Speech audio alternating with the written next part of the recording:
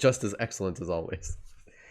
It is Mythology Monday. Welcome, everyone. I hope everyone had a great weekend. I had a good weekend. Yes. Oh, I was fine last night. Pandar, hopefully you were okay. And everybody else. Yes, last night was Human Centipede viewing on Jessica's Discord. I don't think there's a recording of it. I think you had to be there live or you missed it. But oh, City's having a riot. Well, that's not so good. All right, Pandar. Well, you Pandar, you do what you got to do. Yes, I know things are not super great in the world right now, but I don't know what to tell you. Things aren't great all over the place for various different reasons, but we try to do the best we can. Trying to think of what else. Oh, Saturday night was Homebuddies Wrestling stream, courtesy of Andy, and I have retained the Women's Championship title belt, so I'm very proud of that. It was all me. I mean, I know you watched the wrestlers just acting out, but it was really all me. Yeah, I haven't talked to Jessica yet this morning. I don't know. I don't know how she's doing. But yeah, I think that was all the big excitement over the weekend. Right, Beowulf is going to find out that it was friendship all along that was the true glory, the true nobility. But yes, let's dive right in, shall we? So we are going to finish Beowulf today, barring any unforeseen things. Yeah, Terrence, I gotta hunt down number 2 to rewatch number 2 and then finally get around to watching number 3. I haven't seen it. Okay, so yeah, we're just gonna get started here.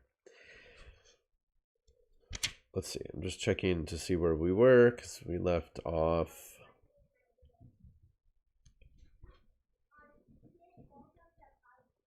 All right, so we're hearing stories about.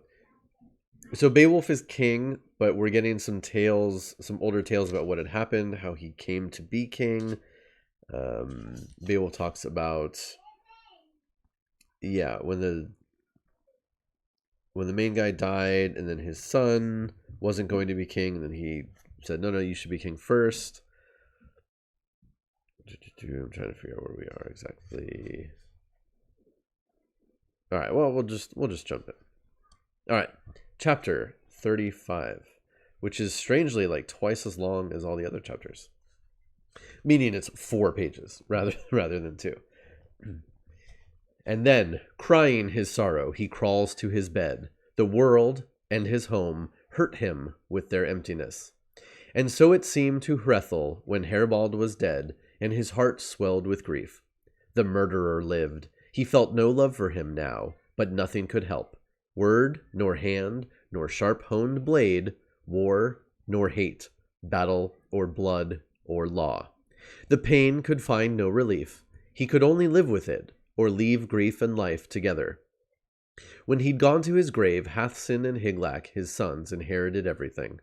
And then there was war between Geats and Swedes, bitter battles carried across the broad sea, when the mighty Hrethel slept, and Ongetho's sons thought Sweden could safely attack, saw no use to pretending friendship, but raided and burned, and near old Rensburg slaughtered Geats with their thieving swords. My people repaid them, death for death, battle for battle, though one of the brothers bought that revenge with his life, Hathsin, king of the Geats, killed by a Swedish sword. But when dawn came, the slayer was slain, and Higlac's soldiers avenged everything with the edge of their blades. Efor caught the Swedish king, cracked his helmet, split his skull, dropped him, pale and bleeding, to the ground, then put him to death with a swift stroke, shouting his joy. The gifts that Higlac gave me, and the land I earned with my sword, as fate allowed. He never needed Danes or Goths or Swedes, soldiers and allies bought with gold, bribed to his side. My sword was better, and always his. In every battle my place was in front, alone, and so it shall be forever, as long as this sword lasts, serves me in the future as it has served me before. So I killed Dagref the Frank, who brought death to Higlac and who looted his corpse. Higd's necklace, Wealhtheow's treasure, never came to Dagref's king. The thief fell in battle, but not on my blade. He was brave and strong, but I swept him in my arms, ground him against me till his bones broke, till his blood burst out.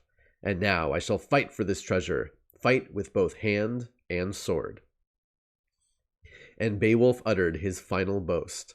"I've never known fear. As a youth I fought in endless battles. I am old now, but I will fight again. Seek fame still, if the dragon hiding in his tower dares to face me." Then he said farewell to his followers, each in his turn for the last time. I'd use no sword, no weapon, if this beast could be killed without it, crushed to death like Grendel, gripped in my hands and torn limb from limb. But his breath will be burning hot. Poison will pour from his tongue. I feel no shame with shield and sword and armor against this monster. When he comes to me, I mean to stand, not run from his shooting flames. Stand till fate decides which of us wins. My heart is firm, my hands calm. I need no hot words. Wait for me close by, my friends. We shall see soon who will survive this bloody battle. Stand when the fighting is done. No one else could do what I mean to here. No man but me could hope to defeat this monster. No one could try. And this dragon's treasure, his gold, and everything hidden in that tower will be mine, or war will sweep me to a bitter death." Then Beowulf rose, still brave, still strong, and with his shield at his side and a mail shirt on his breast, strode calmly, confidently toward the tower under the rocky cliffs. No coward could have walked there. And then he who'd endured dozens of desperate battles, who'd stood boldly while swords and shields clashed, the best of kings, saw huge stone arches and felt the heat of the dragon's breath flooding down through the hidden entrance, too hot for anyone to stand, a streaming current of fire and smoke that blocked all passage. And the Geats' lord and leader, angry, lowered his sword and roared out a battle cry. A call so loud and clear that it reached through the hoary rock, clung in the dragon's ear. The beast rose, angry, knowing a man had come, and then nothing but war could have followed. Its breath came first, a steaming cloud pouring from the stone, then the earth itself shook. Beowulf swung his shield into place, held it in front of him, facing the entrance. The dragon coiled and uncoiled, its heart urging it into battle. Beowulf's ancient sword was waiting, unsheathed, his sharp and gleaming blade. The beast came closer. Both of them were ready, each set on slaughter. The Geats' great prince stood firm, unmoving, prepared behind his high shield, waiting in his shining armor. The monster came quickly toward him, pouring out fire and smoke, hurrying to its fate. Flames beat at the iron shield, and for a time it held, protected Beowulf as he'd planned. Then it began to melt, and for the first time in his life that famous prince fought with fate against him, with glory denied him. He knew it, but he raised his sword and struck at the dragon's scaly hide. The ancient blade broke, bit into the monster's skin, drew blood, but cracked and failed him before it went deep enough, helped him less than he needed. The dragon leaped with pain, thrashed and beat at him, spouting murderous flames, spreading them everywhere. And the Geats' ring-giver did not boast of glorious victories in other wars. His weapon had failed him, deserted him now when he needed it most, that excellent sword. Edgitho's famous son stared at death, unwilling to leave this world, to exchange it for a dwelling in some distant place, a journey into darkness that all men must make, as death ends their few brief hours on earth. Quickly the dragon came at him, encouraged as Beowulf fell back. Its breath flared and he suffered, wrapped around in swirling flames. A king before, but now a beaten warrior. None of his comrades came to him, helped him. His brave and noble followers, they ran for their lives, fled deep in a wood. And only one of them remained, stood there, miserable, remembering as a good man must what kinship should mean. Dun dun dun. Geats. I know Geats is so that was chapter 35. So we get the end, and again, like these chapters, it just powers through right on to the next thing. These little scenes are very brief, usually. So at the beginning, we get this the end of the tales of former battles. that Beowulf had endured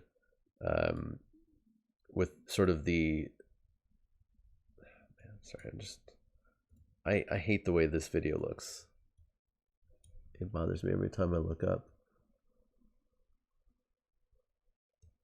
What can I do to make it better? That's a little bit better. No, it's still bad. It's all bad. At least it could be brighter. It's fine. I know, but it just bothers me. It catches my eye. Okay. I'm done messing with it. I promise. So 35 starts. Beowulf is finishing the story, right? There are these battles, they go back and forth, blah blah blah. There's not that much there's not too much about it that really seems all that important for the story, but again, it's giving him the Eridansk, it's forever. It's giving Beowulf all of these sort of lessons in heroism and getting glory, I think is the important part of it. And I love how, and this has happened several times in the book, right? Beowulf especially, but I think Hrothgar too. He'll finish talking in the text, and then he'll immediately go and then start another speech. So here, he says this whole long thing in the beginning. I'm old now, but I will fight again, seek fame still if the dragon hiding in his tower dares to face me. The end of an epic speech. Then he said farewell to his followers, each in his turn for the last time, and then dives right into another speech. I'd use no sword, no weapon, and it just goes on and on and on. It's great. I also like how... where was it? Basically, he says something about how, you know, where was it? There was something funny. So yeah, he talks about how if it was possible, he'd love to go in there and just tear this dragon limb from limb, but you just can't do it, so he's got to wear his armor, and he's got to have his shield and his sword. But otherwise, he would do it. He'd be right there going hand to hand with the dragon. But it's just not possible. Talks about fate deciding things, which is, again, interesting because this is a Christian story. And he says he needs no hot words, and yet he's constantly talking about glory and famous battles. Oh yeah, no, and he also says that no other person, no man but me could hope to defeat this monster. No one could even try. It's like, okay, settle down there, Beowulf. He goes in, we get this cool scene of Beowulf is yelling outside, and it goes into the dragon's ears. The dragon bursts out, flames come out first, enveloping Beowulf. Magically, the shield actually survives the impact of the flames at first, and then melts. And then Beowulf goes with his sword, and it goes into the dragon a little bit, but it cracks and breaks. So again, this is the second time that one of Beowulf's weapons has failed him in battle, which is interesting. Okay. Pandar, that's awesome. I love that. Like, it's fine. It looks great. Okay. Yes, and Beowulf did crush a person. Yeah, that was a cool moment. Until the blood burst out of him. Which is always a good time. All right, chapter 36. Oh, so remember at the end of 35, Beowulf is talking. The battle is not going particularly well, and there's a lot of, flames going around, and all of his comrades run away, except for one who stays behind. His name was Wiglaf. He was Wexstan's son and a good soldier. His family had been Swedish once. Watching Beowulf, he could see how his king was suffering, burning. Remembering everything his lord and cousin had given him, armor and gold and the great estates Wexstan's family enjoyed, Wiglaf's mind was made up. He raised his yellow shield and drew his sword, an ancient weapon that had once belonged to Onella's nephew, and that Wexstan had won killing the prince when he had fled from Sweden, sought safety with Hairdred, and found death. And Wiglaf's father had carried the dead man's armor and his sword to Onella, and the king had said nothing, only given him armor and sword and all, everything his rebel nephew had owned and lost when he left this life. And Wexstan had kept those shining gifts, held them for years, waiting for his son to use them, wear them as honorably and well as once his father had done. When Wexstan died, and Wiglaf was his heir, inherited treasures and weapons and land. He'd never worn that armor, fought with that sword, until Beowulf called him to his side, led him into war. But his soul did not melt. His sword was strong. The dragon discovered his courage and his weapon when the rush of battle brought them together. And Wiglaf, his heart heavy, uttered the kind of words his comrade deserved. I remember how we sat in the mead hall, drinking and boasting of how we'd be brave when Beowulf needed us. He who gave us these swords and armor, all of us swore to repay him when the time came, kindness for kindness, with our lives if he needed them. He allowed us to join him, chose us from all his great army, thinking our boasting words had some weight, believing our promises, trusting our swords. He took us for soldiers, for men. He meant to kill this monster himself, our mighty king, fight this battle alone and unaided, as in the days when his strength and daring dazzled men's eyes. But those days are over and gone, and now our Lord must lean on younger arms, and we must go to him, while angry flames burn at his flesh. Help our glorious king. By Almighty God, I'd rather burn myself than see flames swirling around my lord. And who are we to carry home our shields before we've slain his enemy and ours, to run back to our homes with Beowulf so hard-pressed here? I swear that nothing he ever did deserved an end like this, dying miserably and alone, butchered by this savage beast. We swore that these swords and armor were each for us all. Then he ran to his king, crying encouragement as he dove through the dragon's deadly fumes. Beloved Beowulf, remember how you boasted once that nothing in the world would ever destroy your fame. Fight to keep it now. Be strong and brave, my noble king, protecting life and fame together. My sword will fight at your side. The dragon heard him, the man-hating monster, and was angry. Shining with surging flames, it came for him, anxious to return his visit. Waves of fire swept at his shield, and the edge began to burn. His mail shirt could not help him, but before his hands dropped the blazing wood, Wiglaf jumped behind Beowulf's shield. His own was burned to ashes. Then the famous old hero, remembering days of glory, lifted what was left of Naglin, his ancient sword, and swung it with all his strength, smashed the gray blade into the beast's head.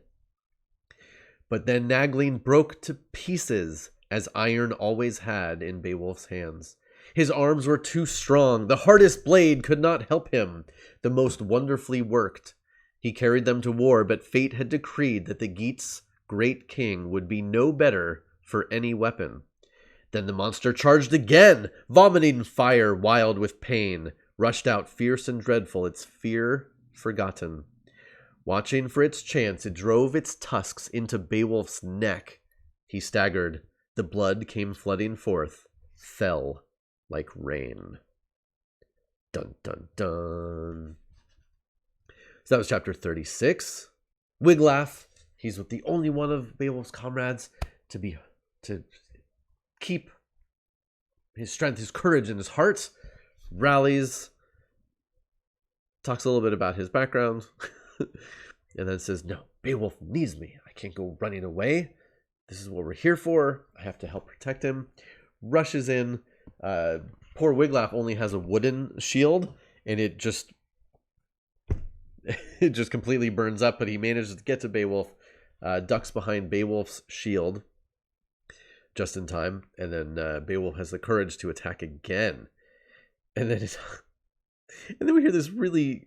So, okay, we have a couple of things. So first of all, we get more emphasis on the horrors of old age and how even Beowulf, the mightiest mortal ever, old age has just ruined him. He's still mighty in this battle, but old age just sucks. And then this really neat part at the end there about how he's got this amazing sword, Naglin, but when he uses it to... Well, first of all, it's kind of weird that we get depictions of swords differently in different properties, right? How would ancient people really have used swords? Different sword techniques, how you hit with a sword, where on the sword you want to hit things. But here it says he smashes the sword into the beast's head. That's kind of a weird depiction to me, or a weird wording for how you want to hit a sword into something. Swords are generally used for slashing, sometimes for stabbing, depending on the shape and size of it. But smashing is a little bit of a weird one. Anyway, he smashes his sword into the dragon's head, and it breaks into pieces. And then we get this really weird note that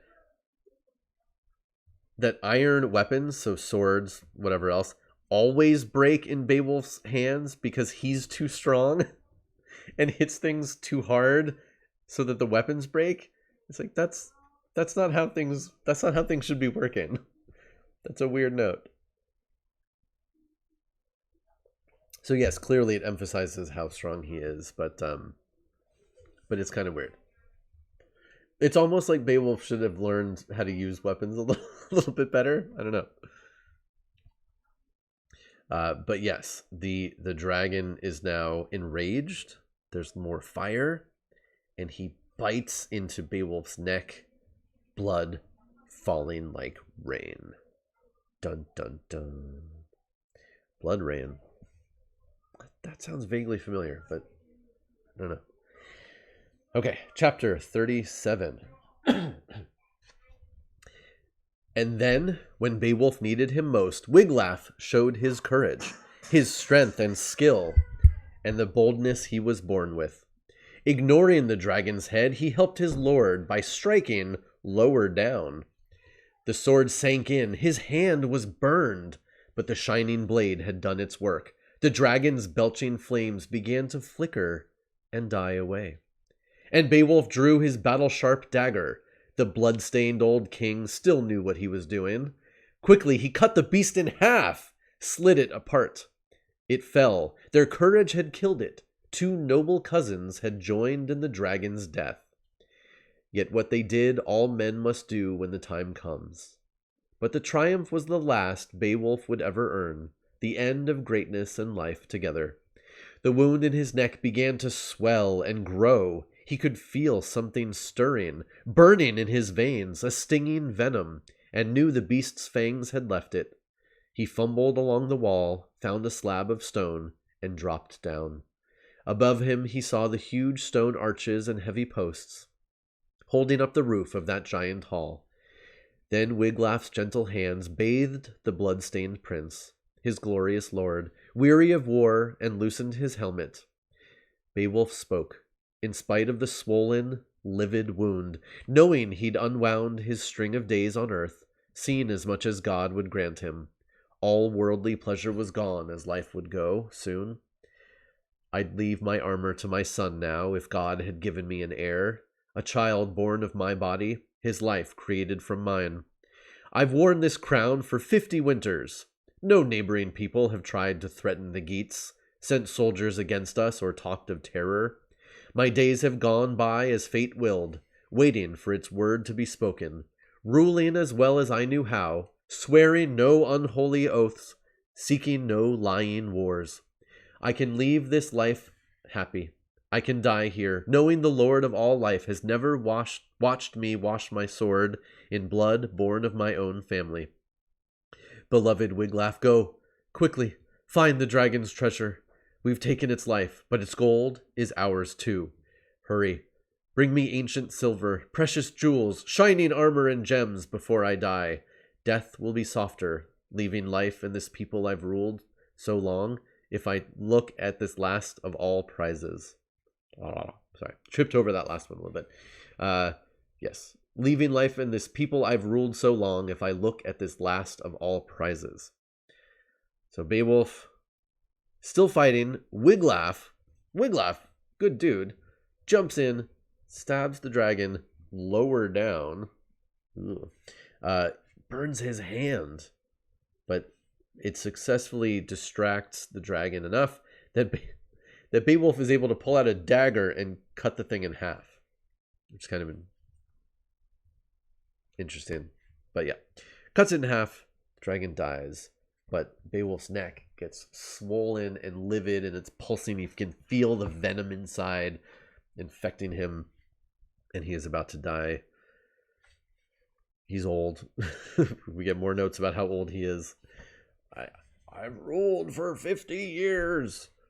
No one can say anything bad about what I did. But he says, oh, Wiglaf, I'm about to die. The only thing that'll make this better is if I could see all the treasure that we've won. Bring me the treasure. So Wiglaf is going to go bring him the treasure. Yeah, exactly, Eridance. Gets so weird. It's like the sword breaks, but his dagger, whatever. Oh, Beowulf. Okay, chapter 38.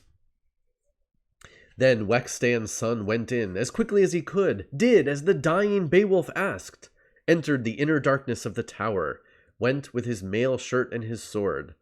Flushed with victory, he groped his way, a brave young warrior, and suddenly saw piles of gleaming gold, precious gems scattered on the floor, cups and bracelets, rusty old helmets, beautifully made but rotting with no hands to rub and polish them. They lay where the dragon left them. It had flown in the darkness once before fighting its final battle. So gold can easily triumph, defeat the strongest of men, no matter how deep it is hidden. And he saw, hanging high above, a golden banner, woven by the best of weavers and beautiful.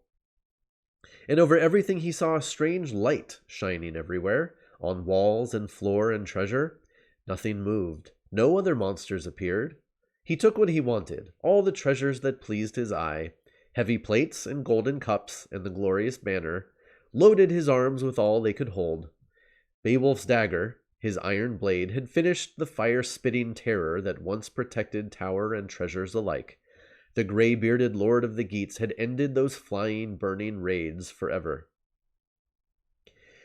Then Wiglaf went back, anxious to return while Beowulf was alive, to bring him treasure they'd won together. He ran, hoping his wounded king, weak and dying, had not left the world too soon. Then he brought their treasure to Beowulf and found his famous king bloody, gasping for breath. But Wiglaf sprinkled water over his lord until the words deep in his breast broke through and were heard. Beholding the treasure, he spoke, haltingly. For this gold, these jewels, I thank our Father in heaven, ruler of the earth, for all of this that his grace has given me, allowed me to bring to my people while breath still came to my lips. I sold my life for this treasure, and I sold it well. Take what I leave, Wiglaf. Lead my people. Help them. My time is gone. Have the brave Geats build me a tomb when the funeral flames have burned me, and build it here at the water's edge, high on this spit of land, so sailors can see this tower, and remember my name, and call it Beowulf's Tower, and boast in the darkness and mist, crossing the sea will know it.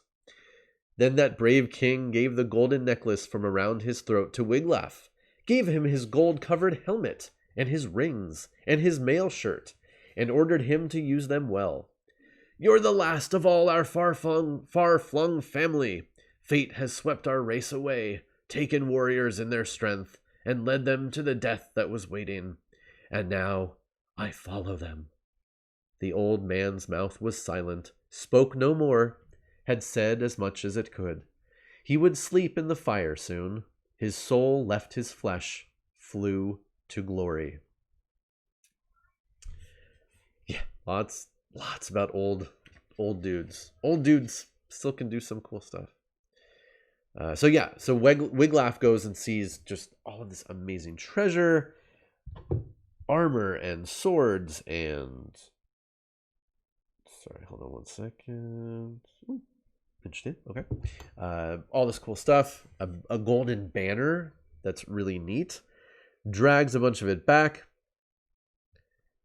Interesting here, too, there's a little bit of a contradiction. So we've heard before that the dragon was essentially unknown to this generation of people, right?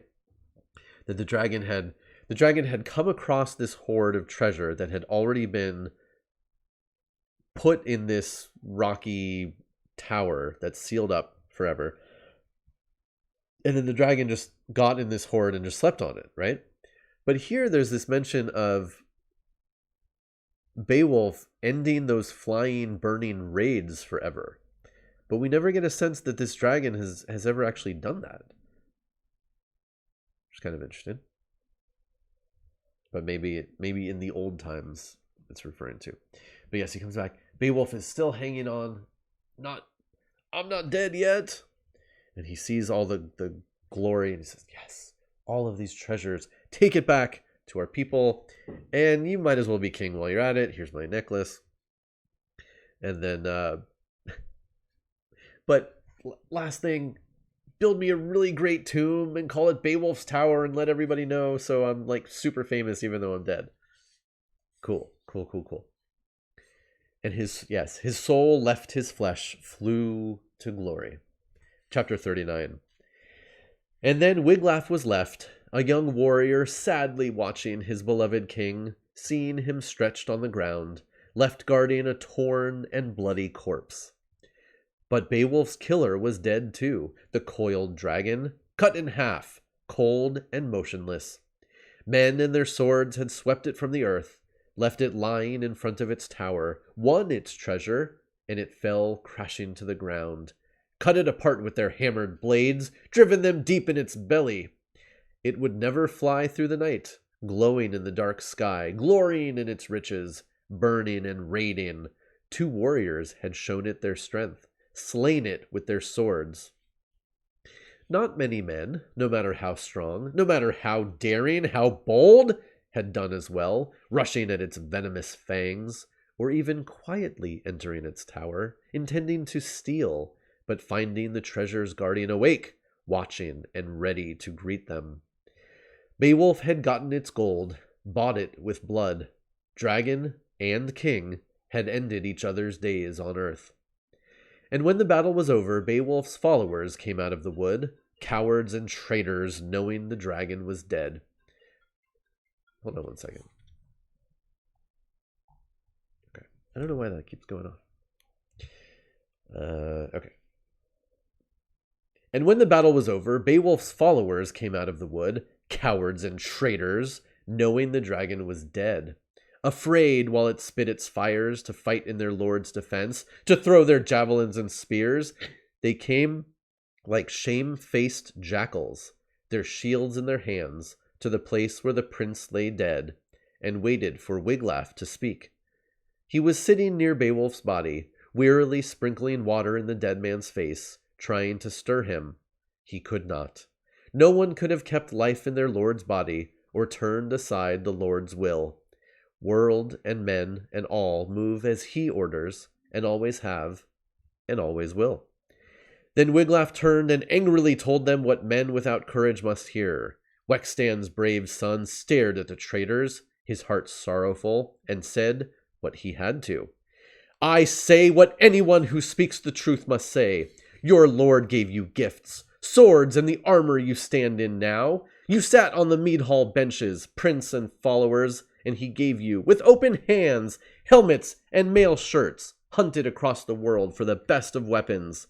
War came and you ran like cowards, dropped your swords as soon as the danger was real. Should Beowulf have boasted of your help, rejoiced in your loyal strength? With God's good grace he helped himself, swung his sword alone, won his own revenge.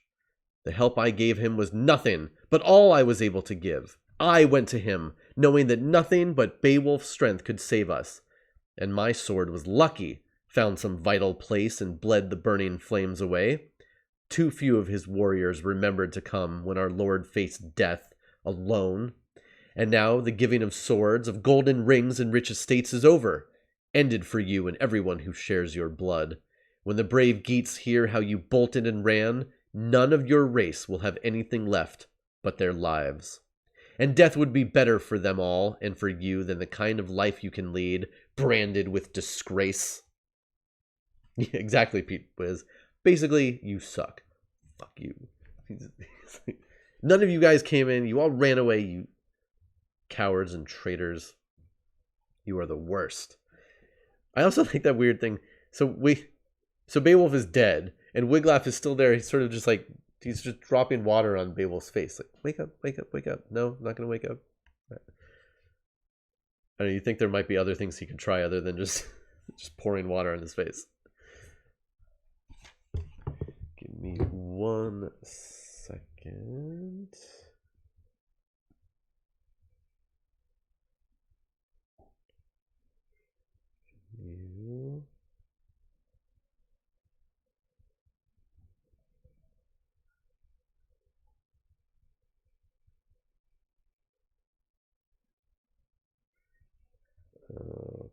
Okay. Sorry about the interruption. Yes, speaking of water, that's perfect timing.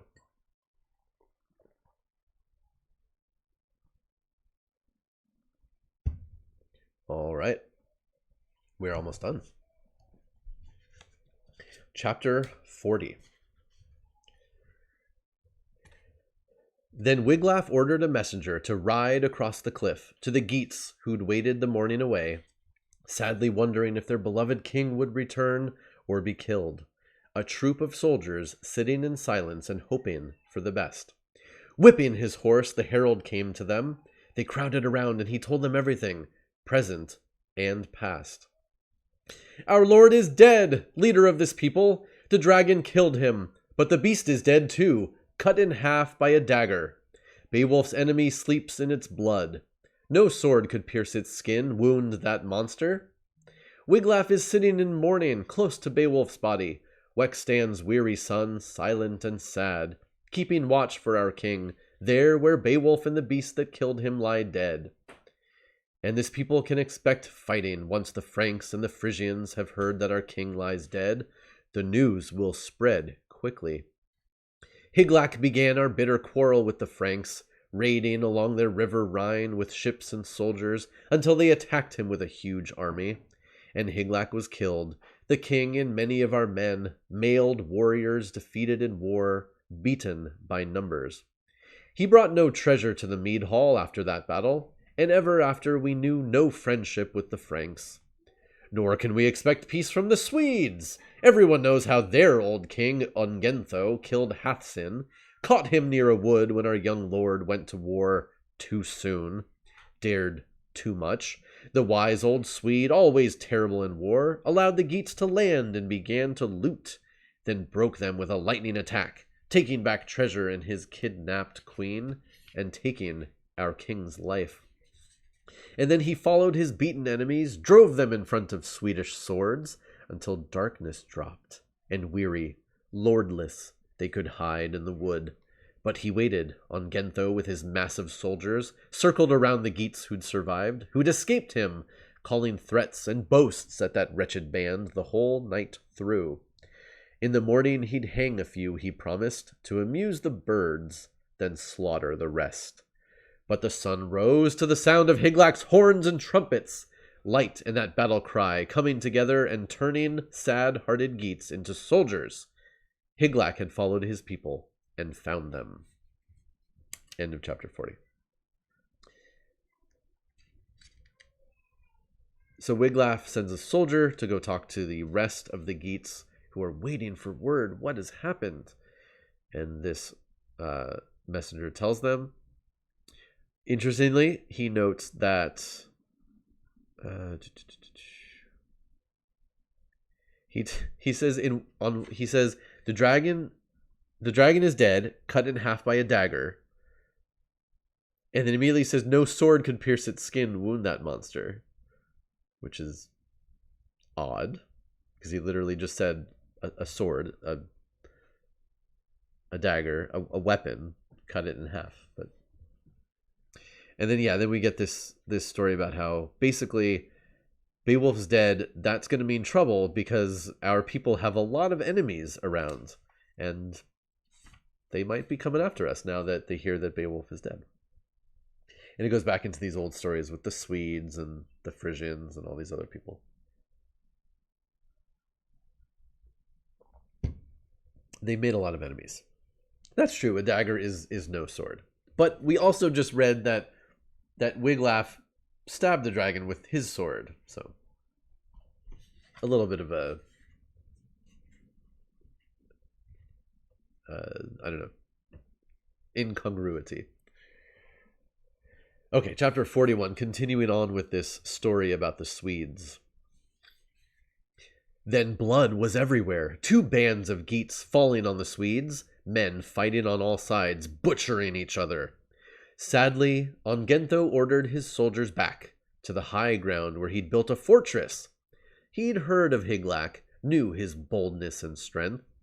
Out in the open, he could never resist such a soldier, defend hard-won treasure. Swedish wives and children against the Geats' new king. Defend hard-won treasure, Swedish wives and children against the Geats' new king. Brave but wise, he fled, sought safety behind earthen walls. Eagerly the Geats followed, sweeping across the field, smashing through the walls, waving Higlak's banners as they came. Then the gray-haired old king was brought to bay, bright sword blades forcing the lord of the Swedes to take judgment at Efor's hands.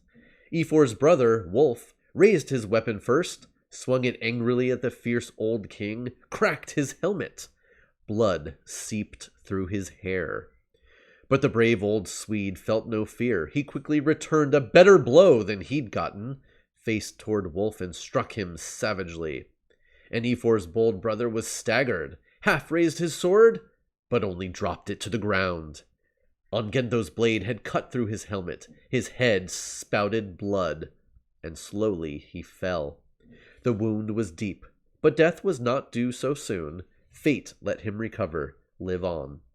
But Efor, his brave brother, seeing Wolf fall, came forward with his broad-bladed sword, hammered by giants, and swung it so hard that Ongentho's shield shattered, and he sank to the earth. His life ended. Then, with the battlefield theirs, the Geats rushed to Wolf's side, raised him up, and bound his wound.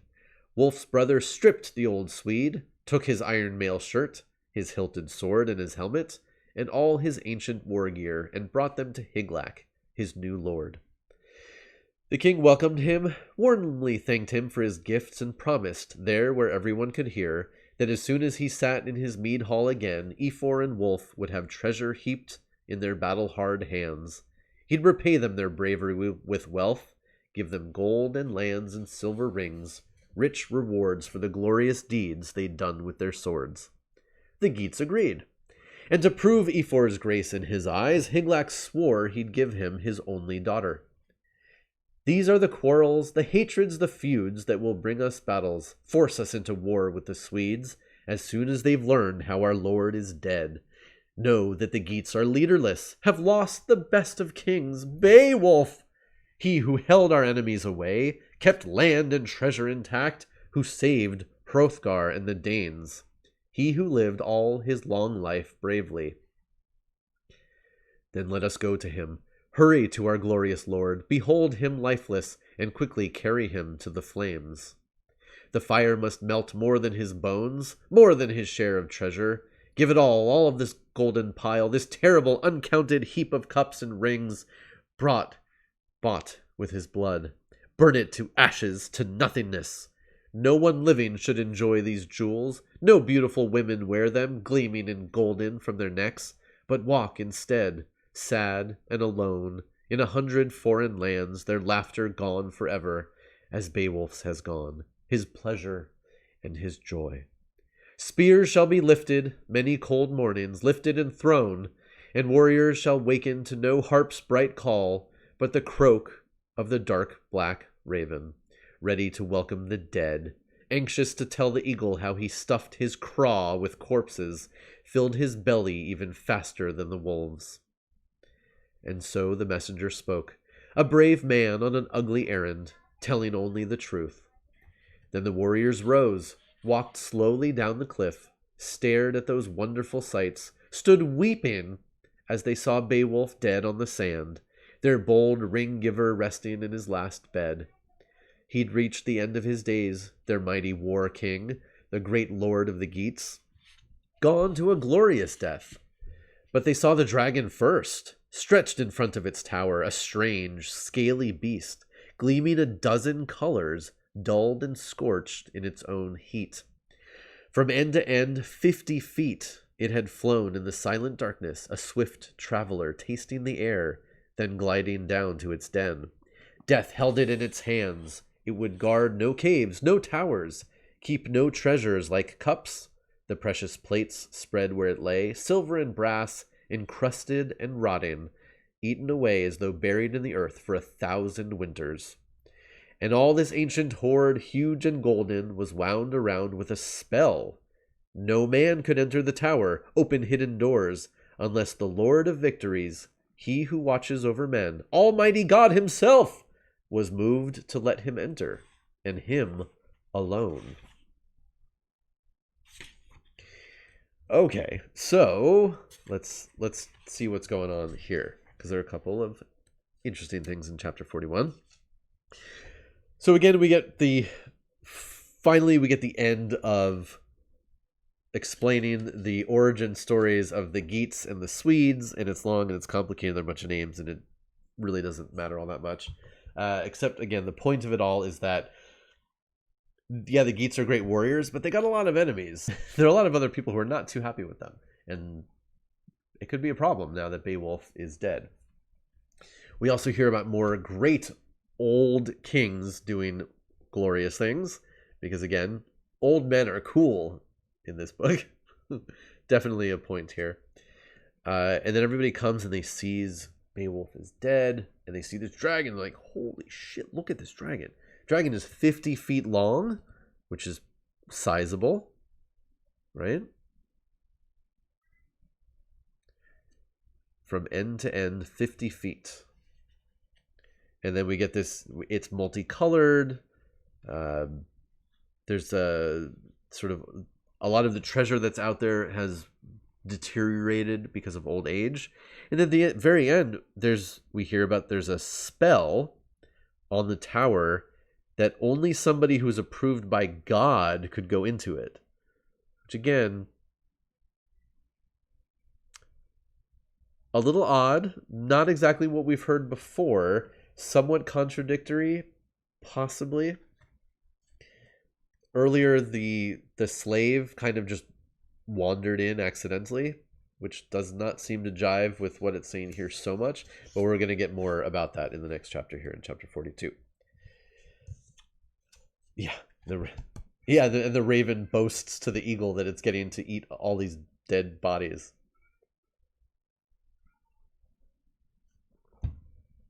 So suck on that, eagle.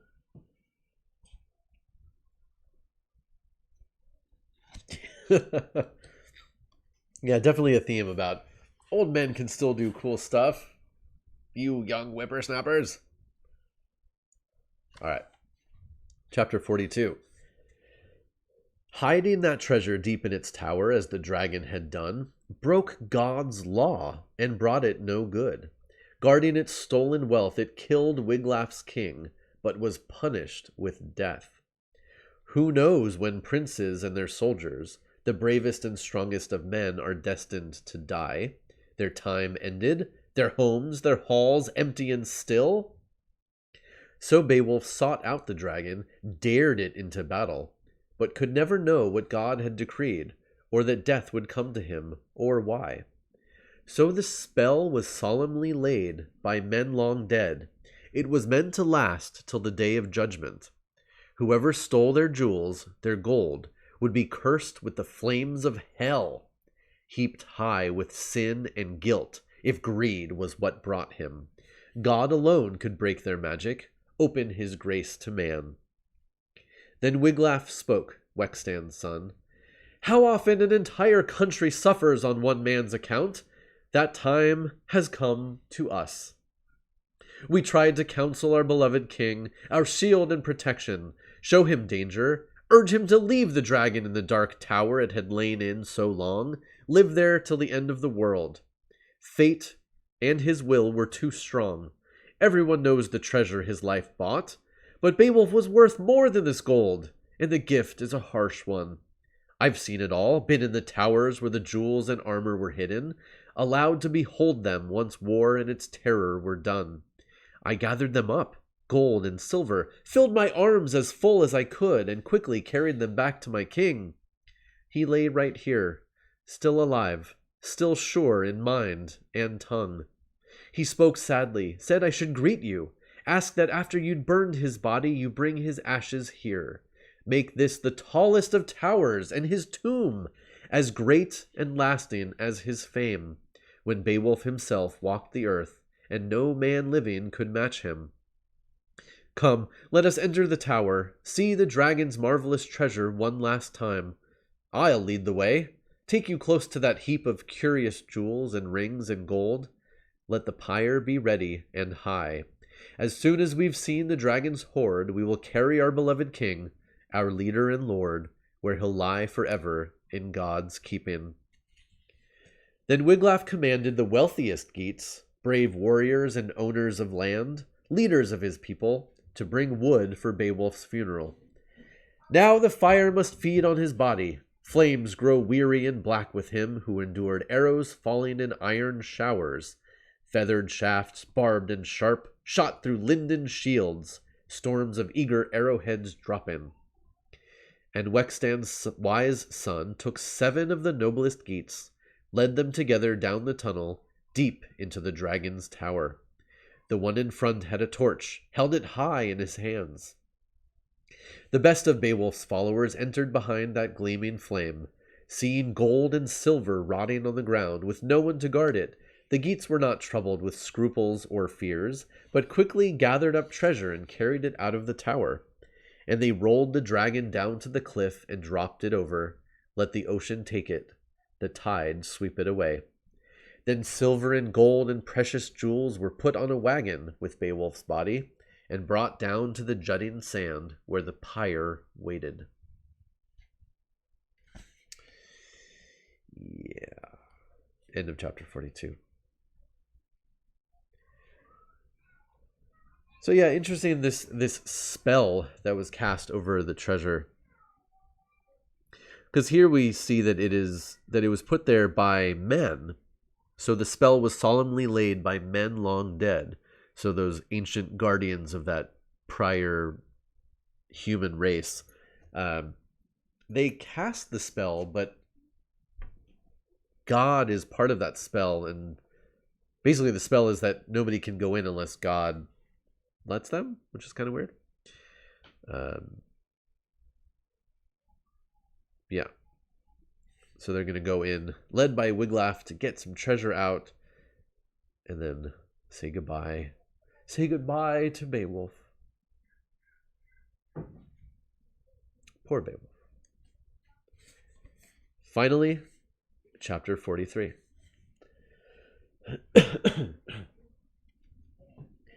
A huge heap of wood was ready, hung around with helmets and battle shields and shining mail shirts, all as Beowulf had asked. The bearers brought their beloved lord, their glorious king, and weeping laid him high on the wood. Then the warriors began to kindle that greatest of funeral fires. Smoke rose above the flames, black and thick, and while the wind blew and the fire roared, they wept. And Beowulf's body crumbled and was gone. The Geats stayed, moaning their sorrow, lamenting their lord. A gnarled old woman, hair wound tight and gray on her head, groaned a song of misery, of infinite sadness and days of mourning, of fear and sorrow to come, slaughter and terror and captivity. And heaven swallowed the billowing smoke. Then the Geats built the tower, as Beowulf had asked, strong and tall, so sailors could find it from far and wide. Working for 10 long days, they made this monument, sealed his ashes in walls as straight and high as wise and willing hands could raise them. And the riches he and Wiglaf had won from the dragon, rings, necklaces, ancient hammered armor, all the treasures they'd taken were left there too. Silver and jewels buried in the sandy ground, back in the earth, again and forever hidden and useless to men.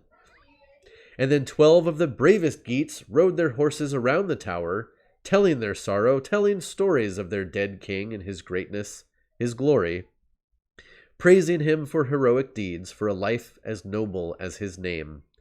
So should all men raise up words for their lords, warm with love, when their shield and protector leaves his body behind, sends his soul on high. And so Beowulf's followers rode, mourning their beloved leader, crying that no better king had ever lived, no prince so mild, no man so open to his people, so deserving of praise.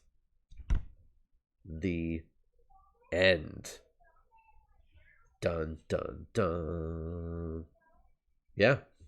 So they gather up a bunch of treasure and junk. They build a great pyre on the beach. Burn it down. Beowulf's body crumbles and is gone. We get an old lady who's crying and weeping. They're sort of foreshadowing that their people are going to be annihilated, essentially. Sang a song of misery, of infinite sadness and days of mourning, of fear and sorrow to come, slaughter and terror and captivity. That's not a good prophecy for their people. And then we get at the very end, basically it's a message that, you know, if you have a great leader like Beowulf, you should honor him. Do all these things for him. Yeah, and that is Beowulf. What everybody think? I think we definitely identified some of the strong themes, the messages in that story.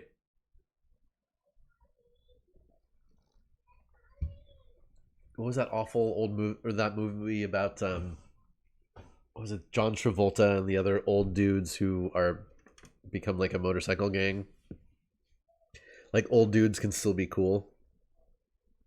Yeah. No, I think it is definitely a good story. I'm a fan of Beowulf. Yeah. He definitely got a good tale to send him off. He's a man's man. And he's so great because he was so old and was still able to achieve glory, which is really all you can ask for. Yeah, Aaron. Oh yeah, we should mention that ladies not portrayed so great in Beowulf. Ooh, interesting, Rabid Wombat. Yeah, I mean the dragon part is there's hey Brekendera. There's definitely a lot of words, right? And we get the stories about fighting the Swedes and the other people. We get just all of these like little tangents about the ancient people whose treasure it was, about the dragon. There's sort of a lot of meandering to the narrative in the last part. The dragon was his ex-wife. Could be. Yeah, it's definitely it's a little the dragon part, which is long, right? It's definitely a long section of it. It does have a different feel than the first part with Grendel and Grendel's mom, for sure. Yeah, and you can, and at least I think you can see in this story sort of almost the tension between the stories and the type of legends that were passed down when all of these people were in pagan traditions versus where now we're going with Christianity. Because again, we have monsters, we have ancient people and giants, and then somehow trying to cram those into a Christian worldview, which sometimes seems more successful than at other times. And even again, toward the end, we hear about more swords that were hammered by giants. It's like, well, what giants are these? Where are these giants in the Bible? And I know that's oh, thank you so much for the subscription. Woohoo. Again, you could discuss that in a couple of different ways, but ooh, that's cool. Hyper Tiger. Demon Blight says, I feel like dragons are something the ancients did see. Yeah, I mean, lots of people have talked at length about why there are stories of dragons all across the world. I mean, it's right. Yeah, I mean, of course, in the Bible there are characters who are larger than life, but we don't really get like a race of giants so much. So yeah, giants in America. Ooh, what was the one in up in Cooperstown? What's the name of that one? Which I know is not. It's not real, but it's cool. Ooh, interesting. Demon Blight. I'm not sure about those American giants. I'll have to look that up. But there's that famous hoax. That guy made a clay giant and put it down a well, and then they dug it up and were like, "Oh my god, it's the fossilized remains of a giant." What the heck was the name of that thing? I went and visited it. Shoot, I'll have to look it up. I can't remember. Yeah, so if anybody has any questions or wants to continue talking about Beowulf, of course we can. Make sure you're in the Homebuddies Discord. I've got a room there where we can do things just like that. So we are done with Beowulf. Why is chat paused to... I was thinking that for next time, bouncing around a little bit, Cardiff Giant, that's right, thank you. That's the one. That's in... Is it in Cooperstown? Near Cooperstown? Maybe I'm thinking the wrong thing. Now to the movies? Yeah. I was thinking the next thing we might do is the Epic of Gilgamesh. How many of you have read the Epic of Gilgamesh? We're going way back. Way back. The Epic of Gilgamesh is Sumerian. It was written in Sumerian. It is Mesopotamian mythology. Written about 1800 BC. So, again, thousands of years old. And, yeah. Back in high school. Just it's one of the oldest stories. I think now it's they say that it's the second oldest religious text after the pyramid texts. But those are because those were the ones that were just inscribed on a wall. But this is like the first real full story. So yeah, it's interesting. Again, like Beowulf, it's been a while since I've read it, so I'm interested to read it again. We've got Gilgamesh, we've got Enkidu, his buddy, some interesting bad guys.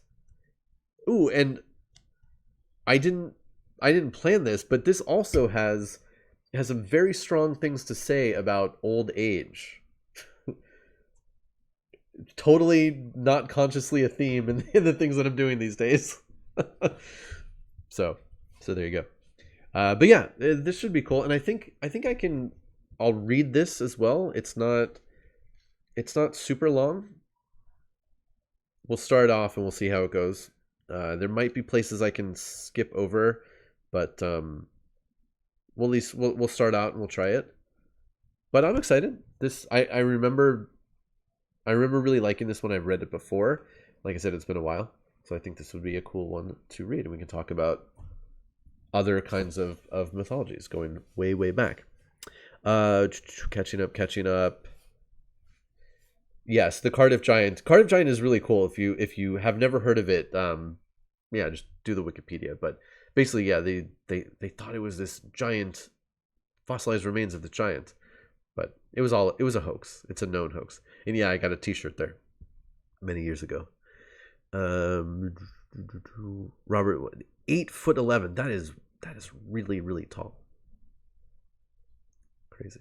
Am I starting to feel old? Yeah. Honestly, you know what was really funny? So I don't have time to watch much TV these days, as you might imagine. children and homeschooling and work and just everything else that's going on, streaming all the time. But when I do get a chance, basically when I do my exercise bike, it's really the only time I watch TV. But I'm watching Vikings, which I know Pete was just talking about. Love that show. I just finished season 3. Oh my God, the end of season 3. Holy crap. Yeah. So that's really good. But then I've also been catching up on Letterkenny, which is hilarious. Great show. I don't know what season I'm on now, but they note at one point that Dan is doing he's doing the dad groans whenever he gets up. And I'm like, oh my God, I do that all the time. I'm such an old dad. Whenever I get up, I'm like, or when I sit down and get up, whatever. So funny. So great. Yeah. To be fair, it's a great show. Both of those are great shows, and they're both on Hulu. So I'm like advertising Hulu right now. Yes. So what else? Today, sure, yeah, we can do a watch party.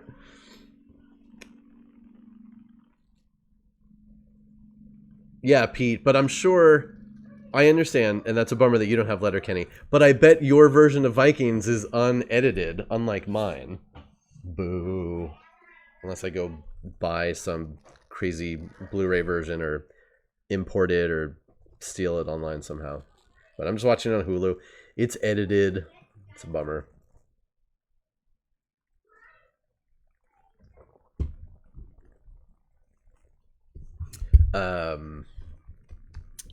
Yeah, my mom has all sorts of cool things she's watching from overseas. Put the rights from the committee. Yeah, and it's so weird how in different countries all these things are on different streaming services, or not at all, or they're coming and going, and who knows. I know Vikings edited, man. I want to see the original vision. Then, you know, more boobs and violence is always good. So we're starting the new week. Today we will be doing Dune. We did not end up getting to it on Friday, but we are going to continue today. So tune into Jessica's stream at 5 o'clock Pacific time, making sure I have the right day, the right time. Tomorrow we'll do some toys on Toy Tuesday. Wednesday will be Warhammer, and then Myths and Video Games with Pete, continuing on with Assassin's Creed Origins, which has been really cool, looking at Egyptian stuff and Roman stuff. And yeah, and then the normal rest of the week stuff. Yes, Terrence Pryor. Watch out for later today. We'll have a cool new thing up. Thank you very much to Terrence. We'll tweet out and message out about that as well. And yeah, just doing all the things. Keeping busy. For sure, keeping busy. I hope all of you are doing well. Thank you so much for hanging out with me. Oh, gardeners are here. Yes, thank you very much. Those are the home buddies. Thanks everybody for hanging out with me today. This was cool. I really enjoyed reading Beowulf with all of you. I hope you liked listening to it and discussing it. Actually looking at the cover here, I don't know who did this artwork, but you see Beowulf. He does look like an old man. They got that nice big old beard, and he's got a little dagger to kill the dragon. Appropriate. Oh, Darrow, I don't remember. I have so many commands and I hardly ever even use them. Like, oh, I know I gotta automate it and have Nightbot just periodically do the things. Oh, really, Rabbit? Is this the one that you've read as well? That's great. Oh yes, all the things. Oh, and there's my book. Shane, Cassandra, and Nate. Good names. Good names.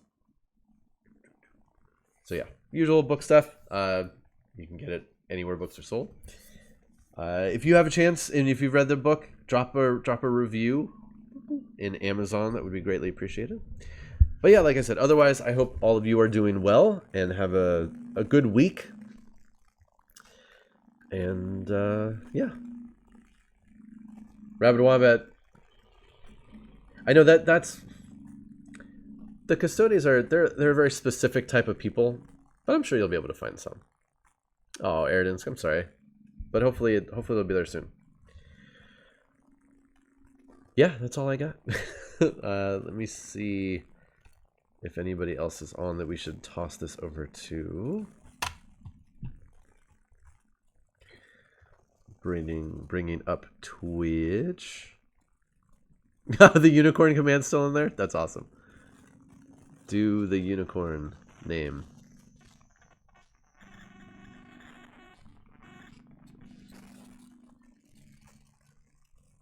Oh, even Claire is done for today. Yeah, my chat menu is being weird. Or my menu. Alright, yep, I am Skinklet Wrinkle Binklin. As always. Alright. Have a great rest of the day. Join us for Dune later today. Or come back tomorrow and we'll look at toys. I think that's it. Alright. Have a great one, everybody. Be good. Be safe. And I'll see you next time. Bye-bye.